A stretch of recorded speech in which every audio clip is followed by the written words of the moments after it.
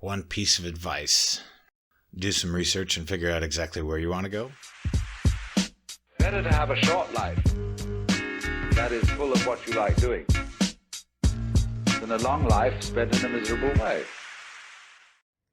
Welcome, everybody, to another episode of In the Studio, a podcast with myself, Jon Abroad. And today in the studio, we have Jon Boone. So wonderful to have you here. Yeah, man. Thanks for having me. So normally I like to get the origin story, but for sake of time and boredom, we're just going to ask you, what brought you to Cambodia? Yeah, so I kind of came to Southeast Asia with a buddy of mine named Ryan. We came over January 2020, just after the new year. Right. He had been here previously and kind of wanted to share the experience, and it sounded really cool to me. Deep down, I've always wanted to kind of retire to Southeast Asia. I like the allure of it, the low cost of living, high quality of life, I guess. So we came into Cambodia, stayed in Phnom Penh for like 2 days, I think, and then ran down to the islands over into Kampot, and then bussed it to Can Tho, Vietnam. From as you do. There, spent a couple of days, and then I think we went up to Ho Chi Minh City. Stayed there for a bit. Stayed in 2 different districts there. And then we were going to stay in Vietnam, but it was kind of in the middle of Tet, and everything was getting kind of shut down, and people were going back to their villages and stuff for that. So we ended up catching a last-second flight to Bangkok. You know, I was looking for buses because our bus had canceled to go up to Dalat, and we found a flight that was leaving in like 4 hours going to Bangkok. So impromptu, why not? Ran over to Bangkok. I stayed there for a couple of days. I'm not really a big city guy, so we ended up going up to Chiang Mai, rented some big motos, and then bombed up to Pai. So that was a really cool experience. Right on. And then from there, we ended up flying into Siem Reap and went and did the temples and all that down there, or up there rather. Pardon me. And back to Phnom Penh, and then we flew home February 10th, I think, 2020. I went back to work. And then pandemic hit, shut everything down. Everything seemed like, it was just going to be the 2 weeks to flatten out the curve kind of thing. And then 2 weeks turned into a couple of months. And then I decided, you know what? Now's kind of my opportunity to retire. Like, I don't have anything pressing back home, so why not? So sure. Decided to move here October of 2020. And I've been here ever since, minus a couple of trips, but I've been residing here since then. So were you overall happy? Yeah, I'm super happy. It's an experience of a lifetime. Then, I've met some cool people. I've done some cool stuff. And overall, I think my happiness meter's pretty high. Is there anything that you miss or don't miss from being away from the States? I don't miss the dividing nation. I don't miss the high inflation. I don't know. Being over here kind of gives me a different perspective of what is going on in America, because I'm so separated from it. From being here, I'm separated from it. So as far as like things that I don't miss, it seems to me that the country I left is not the country that is currently there, if that makes any sense. Okay. I don't know if it's a bit, my perception or what, but there are some similarities. When I left, everybody hated the president, and we were involved in shit that we shouldn't be involved in. And now we have a different president that everybody hates, and we're involved in shit that we really shouldn't be involved in. But, I don't want to talk about politics. It's not really my style. But as far as things that I do miss, I've got friends and family back home. I miss holidays. I miss family dinner over at Nikki's. There's just so much that I do miss. But as far as the stress involved with life in the States, especially now, kind of outweigh the pros and cons. So overall, I'm happy here. There are a lot of things that I miss back home. But that being said, if I went back home, there's a lot of stuff that I'd miss from being over here. So I'd be torn either way, I guess. Sure. Have any future plans? Yeah. Headed to Bali in, in about a month. Oh, nice. Why Bali? Well, why not Bali? So some of my friends that are back in Australia now, they're going to come up to Bali for a holiday. Okay. The gal that lives down there, her husband and kid, her sister lives here, and her husband are also going down there to meet. And we're all friends. Okay. So myself and Peter, we're going to bomb down there and spend like 9 days in Bali. So that'll be nice. That'll be kind of cool. Other than Bali, any more trips on the horizon? I'm traveling back to the States for the holidays. It's kind of, the standard thing. Tradition. So flying home for Mom's birthday, and then cool. Thanksgiving, my birthday, and then I'll be home for Christmas and potentially New Year. In that time, though, I'm going to rip down to Vegas. I've got friends and family in Vegas that I definitely want to see. Yeah. And then I've been toying with the idea of going somewhere Central or South America while I'm there. Flights going to that region from Southeast Asia, you're looking at 28, 32 hours worth of flights, layovers all over the place. Right. But being back in the States, might just have one layover like at LAX or something. From the Seattle area, you can even make it to Bogota in about 6 hours, 7 hours. So toying with the idea of doing some traveling while I'm back home. I don't know if that makes any sense, but yeah. So bringing it back to Cambodia, how long do you plan on staying? I would say that I don't know. Circumstances change.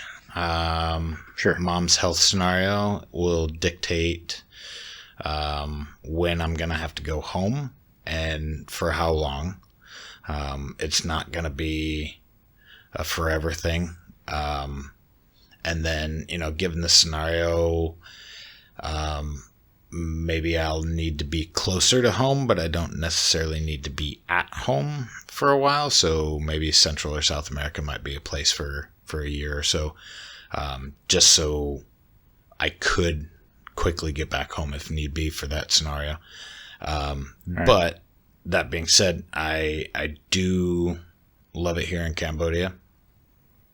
I've built some friendships and relationships with people that are important. I value their friendship. Sure. And yeah, kind of developing a relationship as we speak. So nice. Yeah, we'll see where that takes us, and then see what her decision might be, whether she wants to go travel to another country and stay for a bit, or if she'd prefer to stay in the region. So, there's a lot of factors that goes into that question, so it's a bit loaded. Yeah, sorry about that. So all over YouTube, there's cost of living videos and typical cheap stuff. But everybody's on a different budget with different. Yeah, so my lifestyles, average expenses, I mean, I'm a bit frivolous with my money. I'll just give you one example. I go to Roxy's fairly often. The staff there, these three guys, they've become friends. Okay. So even when the bar's empty, we shoot pool and stuff. I shoot for their pool league.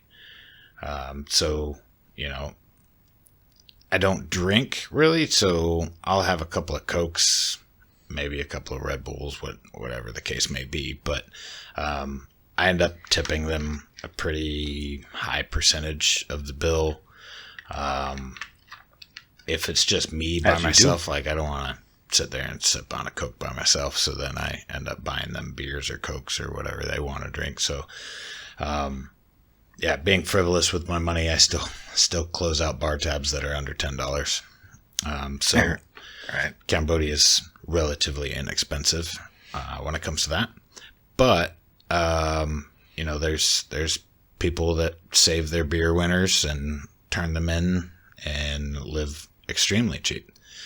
I've got a 2-bedroom house, and I've converted the second bedroom into an office/studio, and my aircon's just set at 26C, 24 hours a day. As long as I'm here, I turn it off if I leave the country or leave the city or anything like that. Yeah, like I'm not really bougie per se, but you know, I drink my Rockstar and you know, I'm not living to be as cheap as possible. Fair.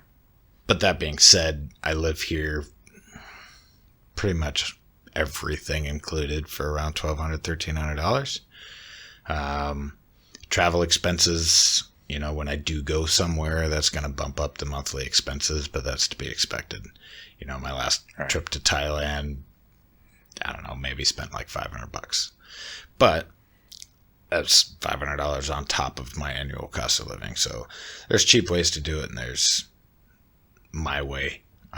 But then, you know, on the same aspect, you got other guys that are loaded, that don't care about anything, and, you know, they rent a $2,000 a month apartment and stuff like that, which back home doesn't seem expensive. Here it seems almost ludicrous. So I know you're retired, so to speak, but are there anything that's a constant, like a schedule, or what does the average Jon day look like? So I'm kind of on a schedule when I'm here. So Okay. Sorry about that. All right. I'll just give you through the rundown. So Okay. Mondays I've got Khmer lessons. Not reading and writing yet, but conversational, trying to pick up more of the language. Sure. Tuesdays, it's usually kind of a blank, typically. All right. But there is a poker game that occurs sometimes on Tuesdays, so I'll go and play that. It's like a micro stakes, 10 cent, 20 cent blinds, but it's an entertaining, 4 or 5 hours. Wednesday nights, I play for Roxy's Pool League. It's similar to BCA, but a little bit of my rules, I guess, in there. Thursdays, we play Killer Pool. There's a bunch of people that I know, people that I would consider friends. They all go. So Thursdays, Killer Pool night. It's more of a social event than anything, really. At least for me. I hardly win. But it's a chance to see everybody, and it's kind of cool. Sure. Fridays, sometimes there's a poker game, sometimes not. Saturday and Sunday, lately I've been using that time to develop this relationship thing that I've started recently. But normally Saturdays and Sundays are just kind of home days or jump on the bike, go on an adventure. It all depends on what the weather's doing. All right. Would you recommend folks to move to Cambodia? I don't know if I would recommend Cambodia to folks. It all depends on what you're looking for. Like, right. You know, if you're looking for a low cost of living, live in a tropical environment, then sure, Cambodia is great. Thailand is also great. Thailand's not going to be as cheap as Cambodia, but it's got a lot more advancements, more availability of Western products and stuff. Vietnam, same thing. Like, Vietnam is fully developed nation, much like Thailand. I mean, you can get anything that you could possibly want there. Here, every once in a while, I run into stuff that I can't find, a motorcycle part or something like that, and you know, I exhaust my resources and try to find it, and it's just, there isn't one, or unavailable in the country. Now that the borders have kind of reopened, it's given me the availability to contact like Dr. Bike over in Thailand. They can just ship stuff over JNT for me. It's not really that big of a deal. So that's starting to kind of come along. But, you know, you're not going to be able to just run down to the store and pick it up. So if you could give one piece of advice to somebody wanting to become an expat, what would that be? One piece of advice. Yeah. I mean, I would say if you are already thinking about being an expat or wanting to be an expat, then you're kind of already set. Right. My suggestion is to do some research and figure out exactly where you want to go. Sure. Maybe spend some time being a tourist in different areas, you know, whether Southeast Asia is going to be your place or maybe somewhere in Europe, you know, whatever it is that you're looking for. Are you looking for tropics and Asian food and culture, or are you more of a steak and potato kind of guy? I mean, a lot goes into it, but I would suggest that you go and visit the place that you're considering and visit for like a month. That would probably be my biggest thing, is go and visit. You know, you can see YouTube videos and you can read up on stuff and what other expats are doing and all the clickbaity stuff. But go and see it for yourself. Join some Facebook groups. Whatever city, country, whatever you're looking at moving to, go on Facebook and just type in that plus expats and see if there's expat groups. More than likely there are. And you just see like some of the questions that are being asked, see what some of the answers are. You know, I mean, you're going to get your standard Facebook trolls that are all over the place making fun of people for asking questions, but there are going to be people that are asking questions, and there are going to be people that are going to answer them, like, you know, where's the best place for this? Or does anybody know if I can buy this? Or, you know, other expats that are moving and they're selling stuff. Sure. Why are they moving? Are they moving because they need to move back home? Or are they moving because they're upset about something?